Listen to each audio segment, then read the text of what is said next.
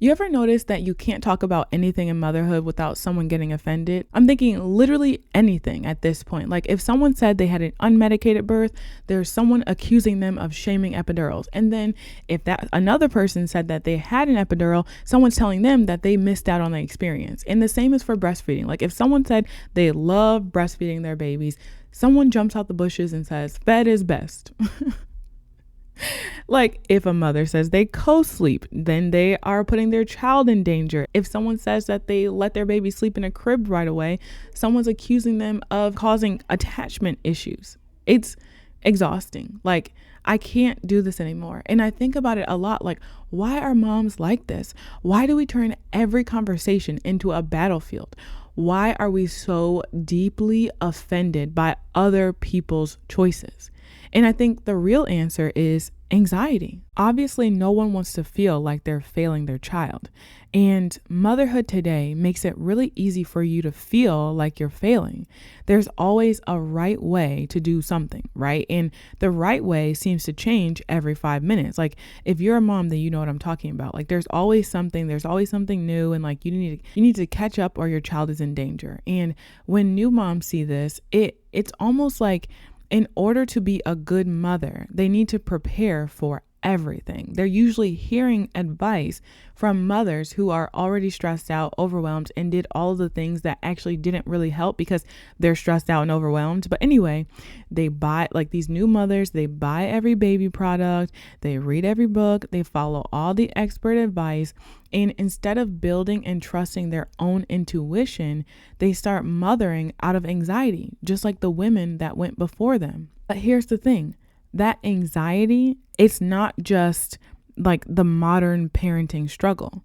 It's not even a side effect of social media entirely. Like, I'm not kidding. Like, this thing was actually engineered. And you'll find out today, because I'm going to blow your mind. We're going to be talking about who did this to us and why. So let's go back. Okay, so we all know this, but for most of human history, motherhood was communal. What does that mean? They were not alone raising their children. It wasn't lonely. It wasn't anxiety ridden. There wasn't this like hyper individualized experience where women had to do everything alone. They definitely were not in isolation raising their kids, and they had grandmothers and sisters, neighbors, other friends around them who were constantly stepping in when they needed help. Like there really was a women's circle, if that makes sense. And it was such a community and such a low expectation of mothers to do everything alone that even if a mother had issues breastfeeding or if she just wasn't there, they would breastfeed each other's babies. Like, look this up. They did not expect mothers to get wisdom out of nowhere. They shared wisdom. They leaned on each other. Like, I need to emphasize this. No one expected one woman to carry the entire weight of motherhood alone, because that would be insane, wouldn't it? But here's the thing. It couldn't last because there were new technologies coming on the scene, things like cars and other things that like needed to be put together and industrialized came on the scene. And men started to leave their more agricultural home, like rural setting homes, and go into factory jobs. And not only did that take the man out of the house for like 14, 15 hours a day, it also required the entire family to move to where those factories were, right? So it would be one thing if you just had like a house with land and you were growing different crops. Maybe you had like a very small family farm and you're just like raising food to like stay alive, right? But when the factories come, the man has to go to that factory, right? Like they can't just work at their house or in their neighborhood. So that took the women out of their community and like took them to this new community where maybe there were other women around, but they weren't like their core. And if you know what I know, like if you feel the way I feel, like I meet people all the time, but are they going to breastfeed my child? Like probably not. Right? So now the mothers are experiencing the first wave of isolation as they move with their husbands to these new factory towns. Okay. Now time goes on and there's wars. There's the First World War and then the Second World. Oh my God, I cannot say this. There's the First War and then the Second War, right? And in the Second War, especially, women needed to go into those factories and replace the men, especially because we were funding the war and like actually creating parts and stuff that they needed for the war. So they needed people to like actually be building things and constructing things in these factories. And the only people who were really home were the women. So they went to work. Okay. But eventually the war was over, thank God, and the men came back. So society needed a way to push women out of those jobs and back into the home. And, like we've all seen that woman like Rosie the something. I can't think of her name right now, but she's like the one with the bandana around her head and she's got the arm up in the air. That kind of was the mentality and the energy that some of the women were experiencing for the first time. Like they were able to enter the workforce and kind of like do some of the things that their husbands were doing. And they kind of liked it. They liked the independence. They liked that power that came with that. And so society needed a way to get them out of the workforce because these men needed somewhere to work. They needed to go back to work. They couldn't fight wars anymore, right? So now there was this propaganda that started that was convincing women that there was a new version of motherhood, if that makes sense. And this one was one that they were expected to be home all day, but this time they were completely alone because they were also moving into the suburbs. So the factories pushed people into, populated cities. Now there were these organizations that were building up and developing all these, tight-knit neighborhoods, and they were being pushed out of the city into the suburbs. So they were like definitely even more alone. So we've leveled up. Now we're at level 2, isolation. No more village, no more shared responsibilities, just you, your kids, and a long list of expectations. And to make it easier to accept this fate, they came up with like this new identity. Like, think about trad wife. The trad wife that we see today, this is actually propaganda. This was the perfect housewife that the media and the culture created. And this woman was a doting mother who loved to stay home, who found fulfillment in spotless kitchens and polite children. And she never complained because this is what she was meant to do, right? And you all know what she looks like, right? The pinup and the tight clothes and the apron. Like, we've all seen this woman, and she is totally not real. We already know this, like, just instinctually, like, I think every woman kind of like knows, like, this is a joke. But yeah, she was created. That was not real, okay? This was not a fulfilling purpose. It was all about control. So we now know that that perfect mother was a myth. But it got worse from here, okay? Because now come in these experts. They were psychologists and psychoanalysts, and they created a more scientific motherhood. This is where people like Dr. Spock and Sigmund Freud step onto the scene and start telling mothers that their natural instincts aren't good enough anymore. Like, literally not anymore. It's been good for centuries, but not anymore. Okay. Before this, women had always learned mothering from other women, which is fair, right? Watching, listening, and trusting themselves. But now they needed charts, schedules, and rules made by men in lab coats. Okay. Freud decided that mothers were the root of psychological disorders, like the root, okay? And if a child struggled, it must be because the mother was too cold, or maybe she was too smothering or too distant. Essentially, mothers became a walking diagnosis. Whatever the mother did to the child, like that's how they got their diagnosis, whether it be autism, schizophrenia, like literally anything, which is a sick joke. And then we have Dr. Spock.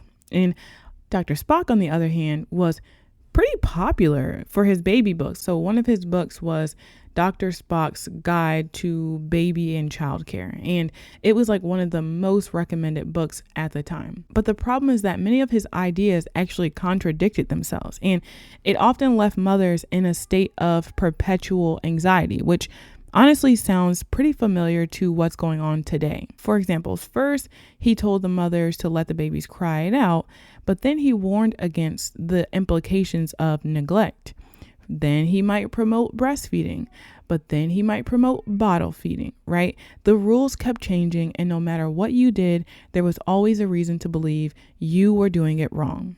And when you have a generation of women trapped in isolated homes, being told they can't trust their instincts, what's the only way to figure out, like, if you're actually doing it right?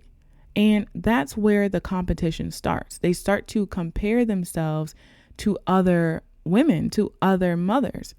It's the only way to validate your own choices if you prove that someone else was wrong. And if you think that this all ended when women were able to enter the workforce, you would be wrong, because then they even manipulated that, right? So it turned into a competition, and then the competition never left. So first it was like, can you be the perfect housewife? But then when mothers actually went into work, now it's like, can you be really great at your job and also really great at parenting? Like, I feel like in my generation, like when I was growing up, it was all about career and like chasing success and being just like the boys, but also like seeing images of mothers who were in high powered positions. Like, I remember so many different like movies and stuff where the mom went to work every day, but then she also was like this great mother. The kids loved her. She had nothing but time. She was always well dressed. She like had a suit on. Like, think about Kevin's mom from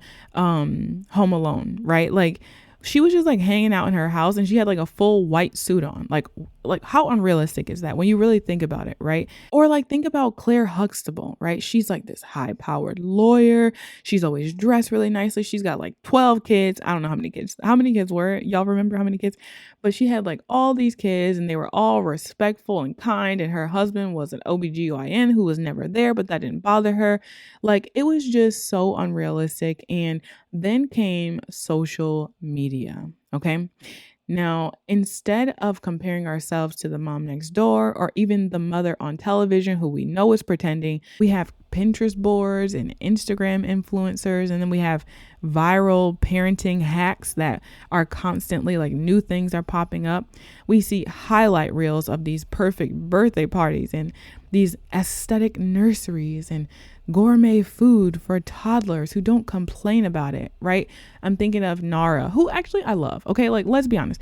I love Ballerina Farm. I'm probably in the minority of women who actually like these people, but it's because they make food that looks really good. Like, I'm not trying to mimic what Nara looks like. She's a model. Like, her and her husband met in modeling, I'm pretty sure. Like, I'm not trying to be her, but she's making some pretty interesting meals for her family. Okay, like, I like it. And Ballerina Farm, like, she gets a lot of slack, but at the same time, she's just like a regular person. She, like, if you actually follow her day to day, she like looks pretty tired. She's got a lot of kids. Her and her husband are running a multi-million-dollar company, right? It's not even a matter of her being this like simple housewife who doesn't do anything. Like, she's always doing stuff. Anyway, so you see these women who are somehow making it happen, you know, and making it look really beautiful, and you expect, like, you hold yourself to these standards, right? And instead of figuring out how to rebuild our village, because that's really what it comes down to, I think all of us could probably live a more Nara-like life, like even if it's just 25%, if we had some help, right? Like, if we weren't trying to do everything and having grandparents who still work full-time jobs, definitely not being able to afford a nanny. Maybe our sister lives across the country. Maybe we don't have sisters because our parents had far less children than our grandparents did, right? Like, we don't have the village that would allow us to look like these women. And a lot of them have help behind the scene. Like, they're not doing this on their own. Like, we would be fooled to think that these women can like travel the world, have 8 kids, and like not have somebody who is helping them. They're not doing this on their own. Like, let's be real. Okay. I've lost my train of thought, but instead of figuring out how to rebuild the village, we do what we were trained to do, and we turn on each other. We attack, we nitpick, we shame, we get offended. We're always offended, but that's what mothers have been conditioned to do for generations now. So let's be clear. No one is winning this game. This competition, no one's winning. The system that tore our village apart, the system that convinced us that we had to be perfect to be good mothers, that system is still running, and it still benefits from keeping us exhausted and isolated and at each other's throats. That whole thing of like, united we stand, divided we fall, like, it's so true when it comes to motherhood, and we just can't get past the fog of just being totally overwhelmed to see who and what the real enemy is. Your enemy is not the first time mom who has a child that sleeps from day one of life, like through the night and sleeps in the bassinet. Like, it's not the woman who had the unmedicated birth. It's not the woman who breastfeeds flawlessly. Like, she is probably just as stressed as you are, but in different ways. Or maybe she's not. But the thing is, maybe she has help, right? Like, there are still people who have a village. And instead of attacking them, you should see, like, this is why, right? This is why she's doing well. This is, oh, she gets to take a shower every day. Oh, she wears makeup. Oh, her hair is done. Why? Oh, is it because her mother like lives with her or lives down the street? Is there a village, or maybe her partner works from home and like is there to give her those breaks? We shouldn't like shame her. Oh, good for you. You have help. You only look like this because you have help. That's right. She only looks like this because she has help. And we all need help. And if we don't start trying to figure out how to create a village, like, okay, grandparents live across the country. Okay, your partner works all the time. Like, you have to start figuring out how to create that village before you get pregnant most of the time. Like, let's be honest, this is why I'm doing this podcast. A lot of this comes down to if a woman really knew what motherhood entailed and how you are not supposed to do it alone, she would set herself up in a way that when she becomes a mother, she doesn't do it alone, right? You have to know in order to you have to know these things in order to prepare in the right way. When someone says there's no way to prepare for motherhood, that is true to an extent. Like, you don't know who your baby is going to be. But if mothers actually advise their friends and family members who are future mothers about why they are overwhelmed and why it is difficult, it would be different. But they're so busy, like just caught up in their own stuff. Like, they're so caught up in whatever the trauma is that they can't like come out of it. And honestly, I understand, like, when you're in the thick of it, it's hard, but they can't like withdraw and be like, why am I overwhelmed? Is it because my baby sucks? Is it because I suck? No, it's because we're alone all the time, right? So how can a future mother prepare? Actually pay attention to the women in your life, the mothers in your life, the mothers in your family. Listen when they share wisdom, or even like watch how they parent. You could learn from their wins, you could learn from their losses, but actually pay attention, especially when they're sharing something that's really important. Like if they said, I really wish that I did this instead of this. Like if they're being honest, then it's up to you to not be stubborn, right? Like, don't go into it thinking that it won't happen to you, or that you don't have to like address it until it happens to you, right? There's something to be said about a person who will only learn when they taste their own blood. Like, my husband says that a lot.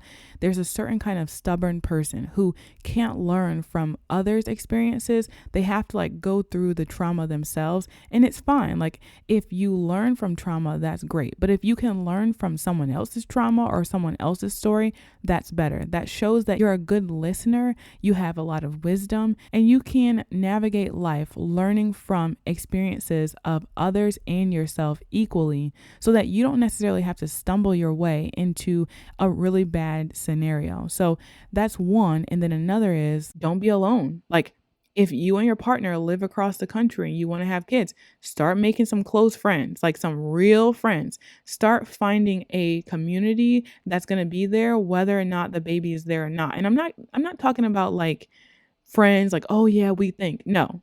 Start making real connections who you can trust, who you know they're not going anywhere, whether that baby is there or not. Okay? Like, that's what you need to do. Be very serious about who that village is. How are you going to be supported? Because it's not going to be anxiety that creeps up. It's not going to be postpartum anything that just slaps you in the face. It's going to be isolation. It's going to be loneliness. That's going to get That's going to be the thing that gets you. That's what gets most mothers. Okay.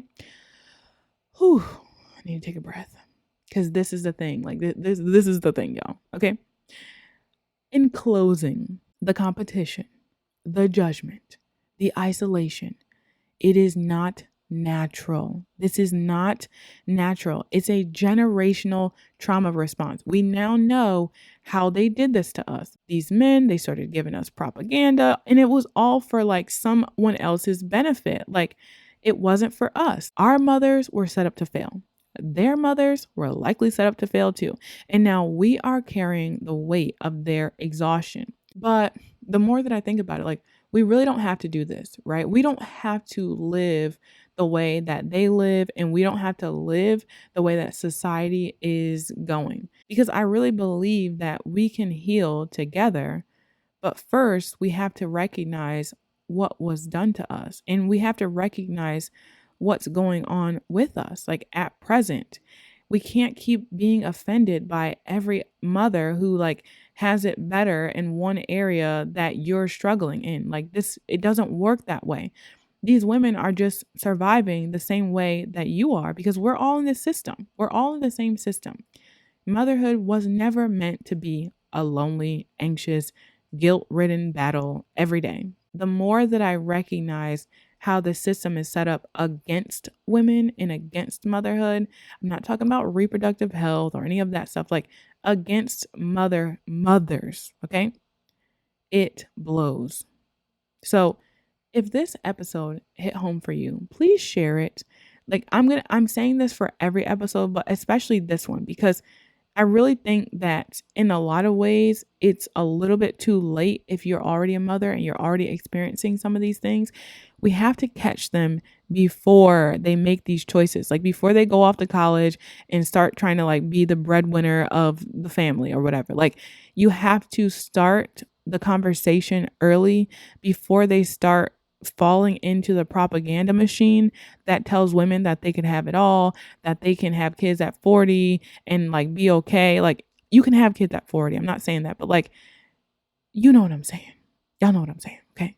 Like telling women that they could have it all and then just like have motherhood be a side, like an afterthought, like after they've accomplished everything in life, now they can become a mother and it's going to be okay. Like they need to start thinking about how to engineer their life so that motherhood isn't an afterthought, but it's a forethought, and every decision that they make can be in alignment with their goal of motherhood. With that being said, I do have a postpartum quiz, and of course this would be for mothers, but it's a way of kind of teasing apart, like if you feel overwhelmed in some way, or maybe you don't, maybe you feel fine, but it's a way of just kind of figuring out areas that may be beneficial to pay attention to in your postpartum. So for example, if you are lonely often, or maybe your partner is kind of letting you carry the load, whether it be because they work or they're not there or they just don't know, there's questions in there that kind of like guide to that sort of archetype.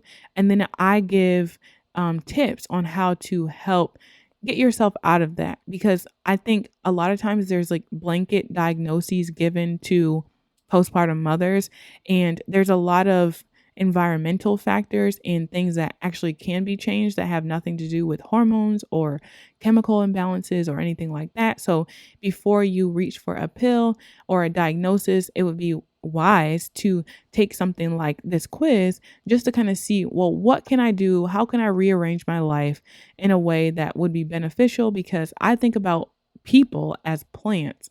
And it's all about the soil that you're in, right? So like if you're in bad soil, there's no drainage and, in the pot, there's not enough water, there's organisms in there that are destroying the roots.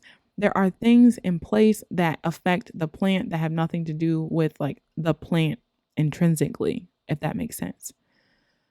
All right, that's all for now.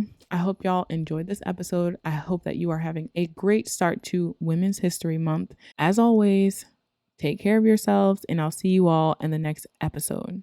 Thank you for tuning in to The Rooted Mama. I hope today's episode left you feeling inspired, supported, and a little more rooted in your own motherhood journey. If you enjoyed this episode, be sure to subscribe, leave a review, and share it with another mama or mama-to-be. Remember, motherhood is a journey best shared, so let's keep growing together. Until next time, stay strong, stay supported, and stay deeply rooted.